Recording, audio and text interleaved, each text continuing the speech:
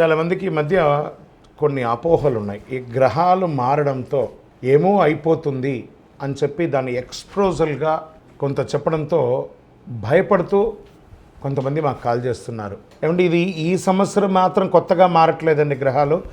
ఈ యుగం పుట్టినప్పటి నుంచి ఇంకా యుగం అంతరించేంతవరకు గ్రహాలు మారుతూ ఉంటాయి.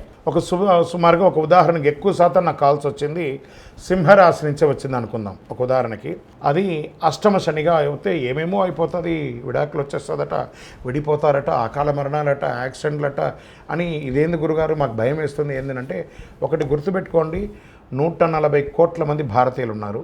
ప్రపంచమంతా అక్కడ కొన్ని కోట్ల మంది ఉన్నారు. అందులో నుంచి మనం బైఫర్కేట్ తీసుకుంటే ఒక్కొక్క రాశి వారు 20 కోట్ల 30 కోట్ల మంది ఉన్నారనుకుందాం. ఇది గోచార గ్రహస్థితియే. గోచారం అంటే మీకు చిన్న ఉదాహరణ చెప్తాను చూడండి. ఈ భాగ్యనగరం ఎత్తుకుంటాం.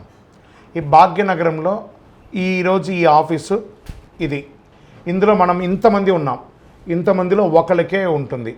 సో ఆ ఒకరిని పెట్టుకొని మొత్తం ప్రపంచమంతా వచ్చేసిందని ఎప్పుడు కూడా ఊహించుకోవద్దు. మళ్ళీ చెప్తున్నాను, గోచార గ్రహస్థితి ద్వారా వచ్చేది మీ వ్యక్తిగత జీవితానికి ఒక 20 నుంచి 30% మాత్రమే. మీ వ్యక్తిగత జాతకంలో మీ date of birth, time of birth, లగ్నాన్ని బట్టి మీ పూర్తి జాతకం వస్తుంది. కాబట్టి అన్నీ చూసేసి, కనబడ్డ ప్రతిదీ చూసేసి ప్యానిక్ అయ్యి మీరు ఇబ్బంది పడడం, అవతలను కూడా ఇబ్బంది పెట్టడం తప్పు. కాబట్టి దయచేసి మిమ్మల్ని మీరు ధైర్యంగా ఉంచుకోండి. ఏ గ్రహాలు కూడా మనల్ని ట్యూన్ చేసేది కానీ మనల్ని నాశనం చేయదు. గ్రహాలన్నీ అనుగ్రహం చేయడానికే కానీ ఇబ్బంది పెట్టడానికి కాదు, మనల్ని ట్యూన్ చేయడానికి కోసం మాత్రమే